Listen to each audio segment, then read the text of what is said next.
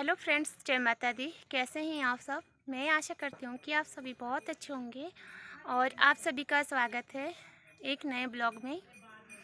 तो चलिए फ्रेंड्स, करते हैं आज के ब्लॉग की शुरुआत। और शुरुआत कर रही हूँ शाम के टाइम से। पहले तो सबसे पहले व्यू दिखा देती हूँ, आप लोगों के साथ में शेयर कर देती हूँ इवनिंग का जो व्यू है वो।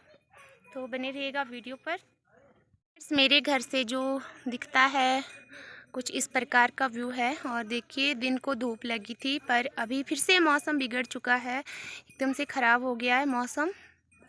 ये देखिए, और बादल ही बादल, बस ऐसा लगता है कि बारिश स्टार्ट होने वाली है। और अभी हूँ मैं गौशाला के पास। तो गोबर मैंने उठा लिया है, भर लिया है तसले में, इसको फेंकना है खेत में। और जो गौशाला की सफाई है, गोबर उठा दिया है मैंने। और जो गोमूत्र था साइड में वो भी उठा दिया है, क्योंकि सबसे ज़्यादा तो आजकल वही होता है। तो अब ये जो गोबर है इसको उठा के जाऊंगी खेत में, सबसे पहले खेत में फेंकूंगी। और ये है रास्ता खेत से, और मुझे जाना है ये यहाँ तीसरे खेत में। तो आपको भी आज ले चलती हूँ साथ में ही।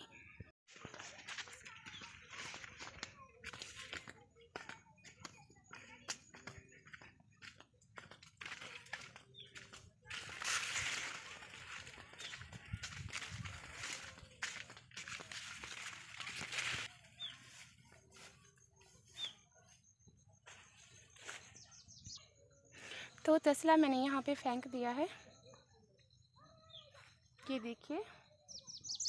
और जब मैं खेत में आ ही गई हूँ आज कैमरे के साथ में, तो मैं आपको जो मेरी मक्की की फसल है ना उसको भी थोड़ा दिखा देती हूँ। और ये शॉल, इसे इग्नोर कीजिएगा फ्रेंड्स, क्योंकि ये ना बहुत पुरानी है और इसको मैं यूज़ करती हूँ सिर पे मड्यासा रखने के लिए। आपके क्या बोलते हैं, जब सिर पे बोझा उठाते हैं तो नीचे कुछ लेते हैं ना, शॉल वगैरह, तौलिया वगैरह।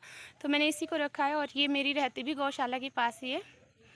तो आइए फटाफट से अब मैं आपको दिखा देती हूँ मक्की का खेत। और कुछ यहाँ पे लगी है राजमा और लौंगी वगैरह के पौधे।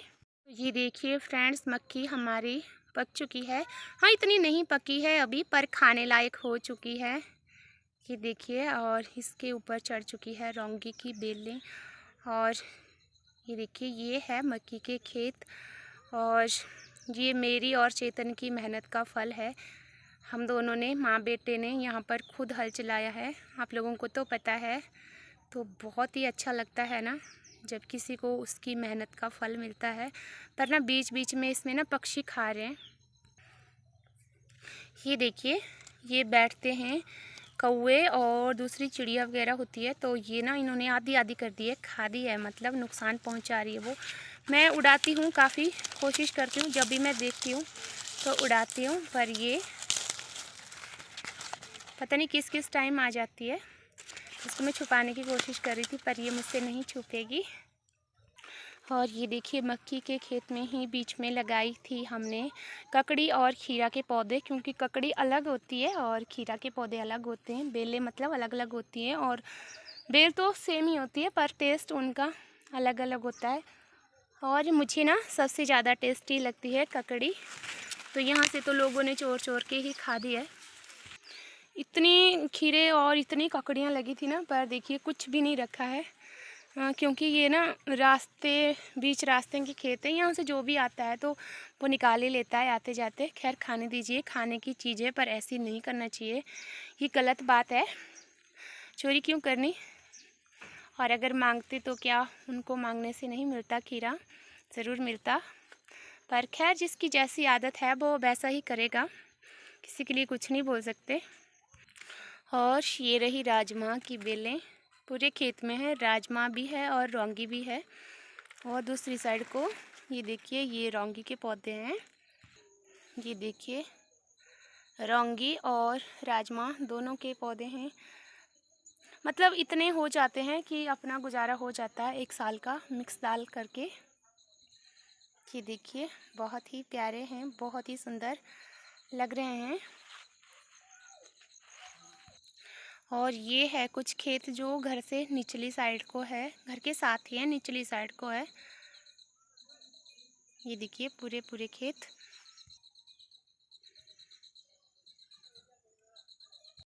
बस इनसे इतना गुजारा हो जाता है कि ये पूरे साल के लिए मिक्स दालों के साथ मिला करके हो जाते हैं।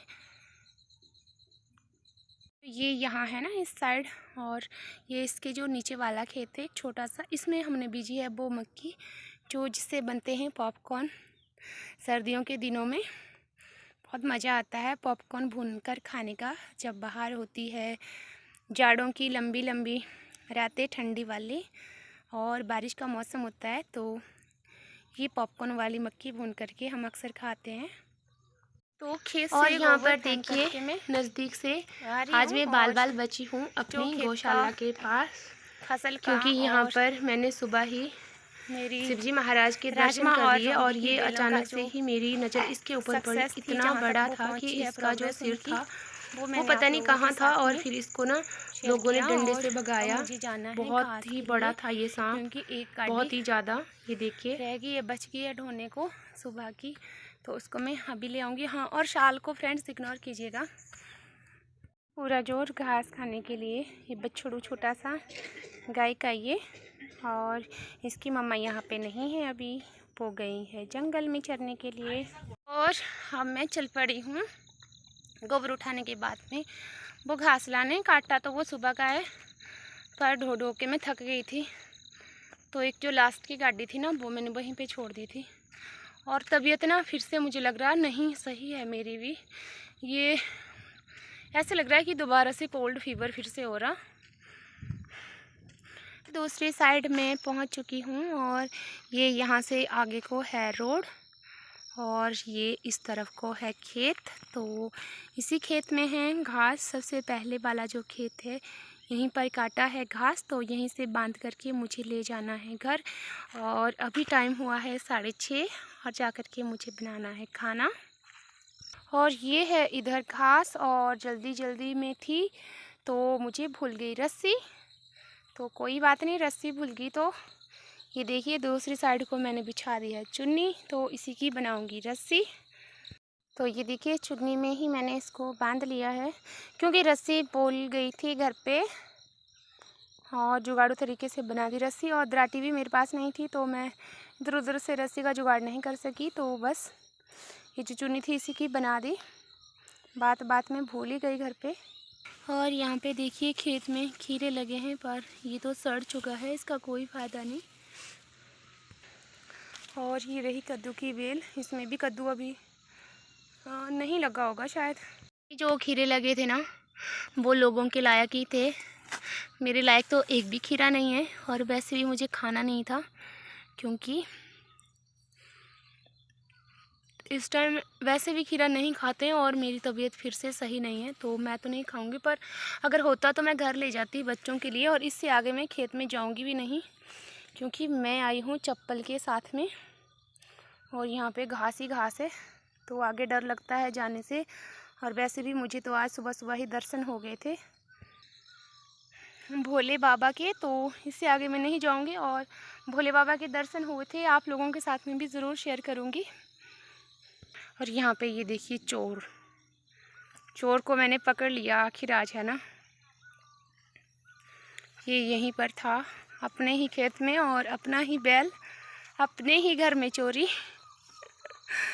तो क्या बोलूँ मैं इसको, इसकी कोई गलती नहीं है, क्योंकि ये पशुओं से पीछे रह गया था कहीं। पर है ये बड़ा समझदार। देखिए जैसे ही मैंने इसको देखा, इसको पता लग गया कि मैं आ गई, तो सीधा टर्न हो गया घर के लिए वापस। देखिए मेरे घर के पीछे था ये सांप इतना बड़ा, और आज तो सच में मुझे ना मौत आंखों के सामने नज़र आ रही थी। और इसका ना जो सिर है उसका कोई अता पता नहीं है, सिर्फ इसका आधा पिछला हिस्सा है जो बाहर है। और ये मुझे अचानक से यहाँ पे दिख गया, और ये मेरे गौशाला के पास ही था, सड़क में ही। तो मैं इसको देख के बहुत ज़्यादा डर गई थी। तो अब मैं चल पड़ी हूँ घर को, और देखिए सिर पे उठा लिया है मैंने घास, और मैं ज़्यादा भारी अब नहीं उठाती, छोड़ दिया है ज़्यादा भारी उठाना, क्योंकि मेरे होती है सिर में दर्द। और सिर में दर्द क्यों होती है, क्या रीज़न है उसका, वो भी बताती हूँ। एक तो सबसे पहले मेरे पीछे कंधे में दर्द होने लगती है, वो सर्वाइकल की वजह से, क्योंकि मुझे 2 साल से सर्वाइकल का जो प्रॉब्लम था वो बहुत ही ज़ोर से था। और सिर पे मैं क्यों नहीं उठाती हूँ घास ज़्यादा अब। पहले मैं यहाँ से रोड में ना जब फीड की बोरी उतरती थी 50 किलो की होती है, तो मैं खुद ले जाती थी उसको उठा करके। अगर मेरे पास कोई उठा देना तो मैं खुद ले जाती थी, पर अब नहीं उठाया जाता क्योंकि मुझे 2 बार रिंगल ने काटा है सिर से, और एक बार तो हॉस्पिटल तक पहुँचा दिया था। तो अब मेरे से ज़्यादा जो बोझ है वो सिर पे नहीं उठाया जाता, सिर में दर्द होने लगती है, इसलिए मैं ज़्यादा बोझा नहीं उठाती सिर पे।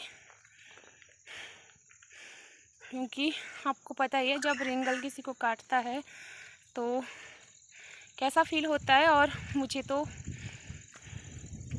2 बार काट चुका है, 2 बार काट चुके हैं, और एक बार तो पूरे जो उनका छाता होता है रिंगल का वो ही सिर पे आके बैठ गया था।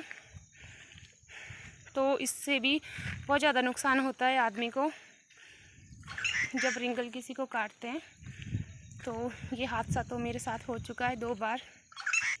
और देखिए पीछे पीछे मैं चल रही हूँ और आगे आगे मेरा ये दिखाती हूँ आपको इसको। और ये देखिए आगे आगे वो बैल मेरे से बिल्कुल बहुत आगे दूर चल रहा है, और इसको पता है कि मुझे कहाँ जाना है। अब ये सीधा घर जाएगा, ना तो ये रोड से आगे जाएगा और ना तो ये जंगल के रास्ते से जाएगा, बिल्कुल सीधा घर जाएगा। बेजुबान है पर सब कुछ समझ है इसको, सब कुछ समझता है, हमारी भाषा समझता है, और हम किस तरह से पशुओं के साथ पेश आते हैं वो हमारी सारी भाषा समझते हैं।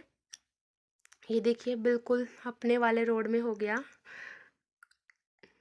तो मैं फ्रेंड्स आज की वीडियो का भी यहीं पे एंड करूँगी, क्योंकि बहुत लंबी बड़ी वीडियो हो जाएगी, और मैं मिलूँगी आपसे अनदर ब्लॉग में।